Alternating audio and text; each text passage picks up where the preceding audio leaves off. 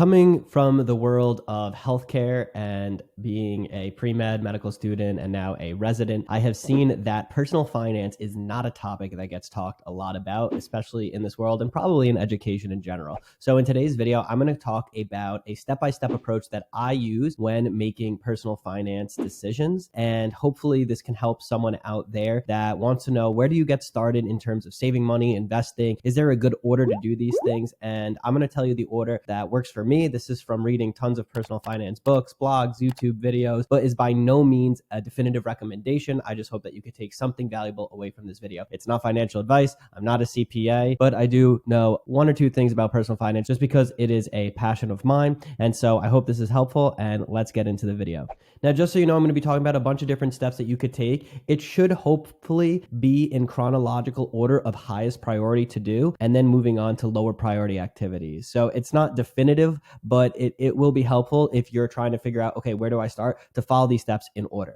So the first thing that I recommend for anyone is just to try to save up a 3 to 6 month emergency fund for living expenses. So not worrying too much about getting money away for retirement or investing in the stock market or anything like that. The first thing that you're going to want to do is just save away some cash so that if something goes wrong and you need excess cash for, let's say, your car breaks down, or you unfortunately lose a job and you are not going to be making an income for a couple months, you have that money in case of an emergency. Now, a lot of people will talk about how, oh, you should always be investing everything because of an inflationary environment. I wouldn't be that concerned with inflation where every single dollar you're making needs to go into the market. That's not the case. You do want to have a good amount of cash on hand. And so one of the goals that I try to do is have at least 3 to 6 months of cash on hand if needed. And that takes some time, especially, unfortunately, a lot of Americans are living paycheck to paycheck. And as a resident, your salary is not a lot, especially when you factor in the cost of living, depending on the city that you're in. You obviously have to pay for food. Even just the other day, I had to pay for my step 3 board exam, and that was like $1,000. So I get it. The money goes quick. But if you could just save a little bit each month when that paycheck comes in, try to automate it out. So, $300-$400 are going into savings. That will add up over time. And that way you start to build up that emergency fund.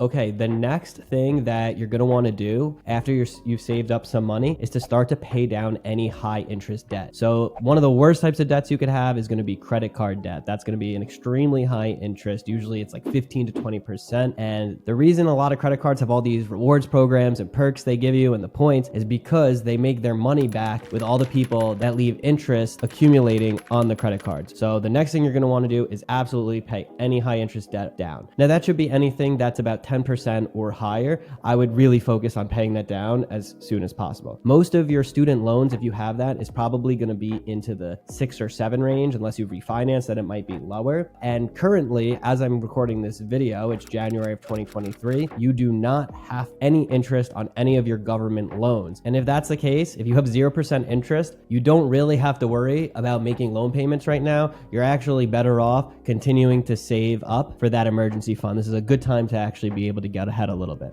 Now, at some point, of course, the payments are going to restart. And when that happens, and I think it's like August now that they're set to restart, but it's being pushed and pushed many times. So who knows what will happen. But once that happens, of course, then you're going to be continuing with the loan payments. And so if you're in the health field, for example, you are a resident or even an attending, or you're in the dental field, or really any graduate program, you might want to consider refinancing. Now, the benefits of refinancing is you're going to get a lower interest rate. The drawbacks of it is if you were going for any loan forgiveness program. So for example, if you're a resident and you know that you're going to work for a nonprofit, which a lot of academic institutions aren't qualified for the loan forgiveness, and you might not want to refinance just yet. The reason being is because you may get the entirety of your loans forgiven if you do 120 eligible payments. And what a lot of people don't realize is residency actually counts towards those payments. So let's say you do for example, for me, I have 5 years between residency and fellowship. Those 5 years are actually going to count towards the 10 total years that you need to be serving at a qualifying organization. So if I were to go and work for an academic institution for 5 more years, or in a rural area or something like that that qualifies, well, then I would actually be potentially able to get my total loans forgiven. Now, I'm pretty confident I'm going to be going into private practice. And so for me, once loan repayments start up again, I'm most likely going to refinance. But if you are not sure, then you might want to hold off and make the qualifying payments, because you could be eligible after 10 years of getting the rest of your loans forgiven. Okay, step 3 is to max out your 401k or 403b if there's an employer match. So let's say your employer is going to match up to 3% of contributions. Well, then you might want to put 3% into your 401k or 403b. The benefit of that is, one, that's going to be pre-tax income. So let's say you put $2,000 in, you're not getting taxed on that $2,000. Now you're going to get taxed later on when you withdraw that money, but that's for a long time from now. However, if your employer does not have a match, and especially if you're at a lower income like most residents are, I definitely recommend opening up a Roth IRA. Now, Roth IRA contributions are actually going to be post-tax contributions. However, you're currently in a lower tax bracket than what you're going to be in likely down the years when you need to withdraw that money. And so the nice thing is you pay the taxes on it now, but any of the growth, so let's say you invest in the S&P 500, which averages about 8 to 10% over any 20-year period. All that growth that's going to accumulate in the next 20, 30 years, none of that money do you have to actually pay taxes on, which is extremely advantageous. So if you're in a lower tax bracket right now, I highly recommend opening up a Roth IRA. You can do it with companies like Schwab or Vanguard, and you can start putting post-tax money into that. That'll be saving for your retirement.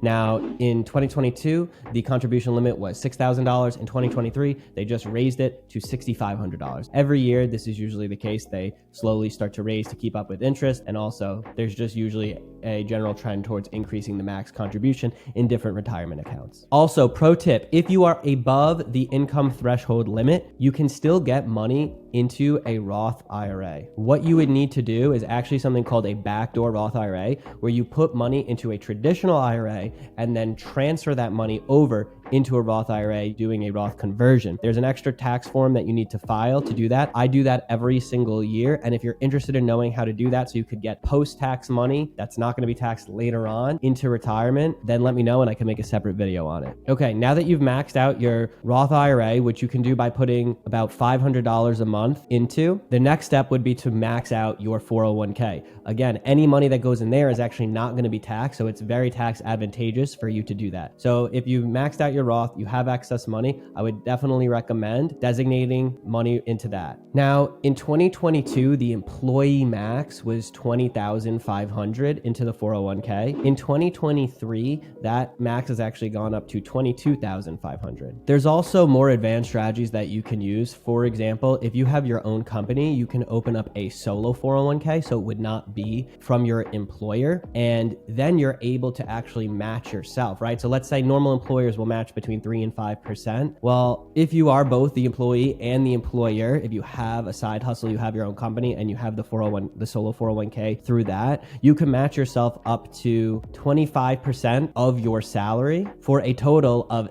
$66,000 in 2023. Now, this is a sort of a complex topic and again could be its own video, but the point that I'm making is having your own company lets you put a lot more pre-tax money away and also significantly decreases your tax liability. In regards to where to actually put the money when putting it into your 401k or Roth IRA, I personally just put a majority of it in the S&P 500. I don't try to get cheeky with investments here and actively trade. I've said it, forget it. And that's probably the best thing you could do with these retirement accounts that you want to slowly grow over a 20 to 30 year, sometimes longer time window. Okay, step 5, and this is actually something I've only recently been able to do, which is extremely advantageous, is open up an HSA. So as a resident, I was able to get on the health insurance through where I do my residency. And if you choose a high deductible health insurance plan, you're able to open up what's called an HSA. Now, the benefits of an HSA is that it's actually a triple tax benefit account. So what does that mean? Well, that's because the money you put into that account is pre-tax. It could grow tax-free. And if you are using the money on qualified expenses, which are generally going to be medical expenses, then you don't actually have to pay taxes on the money when you withdraw it. So in terms of all the tools that you have to save money, lower your tax liability, the HSA is probably one of the best tools, and I wish I was on a high deductible plan earlier so I could have started saving money into this account.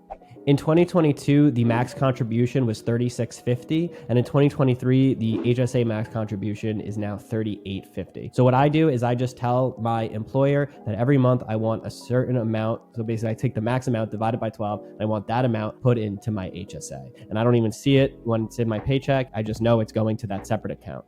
Okay, if you made it this far and you have some money saved up, preferably an emergency fund of about 3 to 6 months, you have money in your Roth IRA. Again, you don't have to max it out, because let's say you want to put some money in your 401k or 403b and some money in your Roth. That's because the Roth is going to be post-tax money and the 401k is going to be pre-tax money. It's nice to have these different pools, because later on in life, you could withdraw money from your Roth and you're not going to pay taxes on it. And when you withdraw money from the 401k, you will pay taxes on that money. So that gives you more optionality later on in life. So you don't have to max it out if you don't have enough income to max out both, but it is good to put some savings into both of these buckets. So if you got some cash saved up, the Roth IRA, and again, if you're over the income limit, you could do a backdoor Roth IRA. You have some money in your 403b or 401k, you have some money in your HSA, and now you still have some money left over. Well, one, awesome, you're doing a great job with your personal finances. And second, that's where I take a slightly more aggressive approach to investing. So with that money, what I usually do is I take about 50% of it and I continue to do traditional investments, usually just S&P 500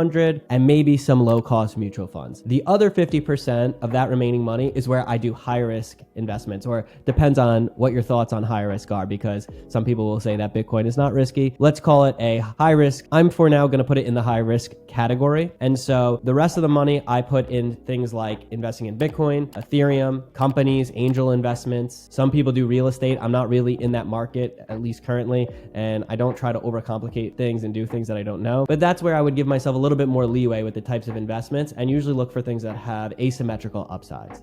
So overall, hopefully this was a helpful video. Now you have an idea of what I do with the income that I make, both from my salary job as well as the income I have with my companies. If this was helpful for you, I would love if you could subscribe. Let me know in the comments below if you think I missed anything or if there's something wrong with my approach. I'm very curious to hear what others are doing. And if you like more financial based videos like this one, let me know, because I'd love to make more for you. All right, that's all for now. I'll see you in the next one.